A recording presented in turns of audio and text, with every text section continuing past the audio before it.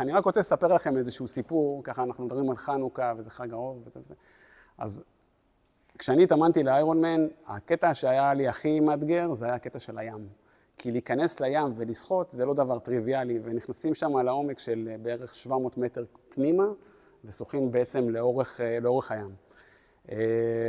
זה משהו שהוא אותי באופן אישי מאוד מאוד אתגר, בסדר? הייתי רואה את האנשים האלה ששוחים בים, הייתי אומר, כאילו, איך הם עושים את זה? אמרתי, אני רוצה להתחיל. אז כשהתחלתי להתאמן, אז זה כמובן היה בהדרגה, בריחה, ואז לאט לאט חוגי שחייה, ואז לאט לאט ללכת לים וחוג בים, ואז התחלתי לשחות עם חבר'ה בפלמחים, לא רחוק פה ביבנה. אתה תמיד עם מצוף כזה, אתה יורד עם מצוף לים, עם משקפת, ואתה שוחה עם אנשים, כי לשחות לבד זה מאוד מאוד מסוכן.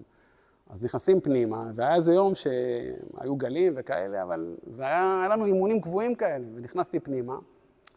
אני מתחיל לשחות יחד איתם, ואני אומר להם, תקשיבו חבר'ה, אני מרגיש לא טוב, יש לי בחילות, אנחנו כבר 700 מטר בפנים בערך, אבל אני לא רוצה לבאס אתכם, כי אני כזה, אני לא רוצה שאתם תצאו בגללי, אני יוצא, הכל בסדר. אמרו לי, לא אבי, בוא נבוא איתך וזה. אמרתי להם, לא, אני יוצא החוצה, אני מתחיל לשחות בחזרה, ואז חטפתי גלים, קודם כל המצוף התנתק לי, הדבר הכי שיכול לשמור עליי. אף אחד לא רואה אותי, אין מצילים, אין כלום, אני מדבר פה על 5 בבוקר כזה, 5:30 בבוקר, זה השעות ששוחים. ממשיך זה, מתפלל, ושאני רק יצא מזה, ממשיך לשחות, משקפת עפה לי. זאת אומרת, אני לא רואה כלום, אין לי מצוף, וזה כאילו אני ואיתני הטבע לבד.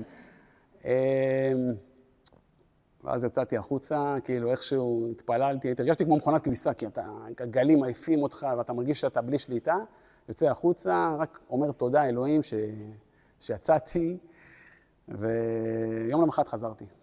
כי הבנתי שאם אני לא אחזור לים, אני לא אהיה שם יותר. כאילו זה קורה לנו הרבה פעמים בחיים. כמה פעמים אתם נמצאים בסיטואציה שקורה לכם, אנשים נוסעים ברכב ועושים תאונה, ואז מפסיקים לנהוג פתאום.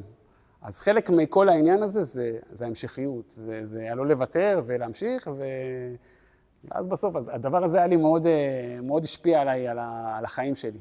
עכשיו, בואו נחזור בחזרה עלינו כמורים. אז אני מבין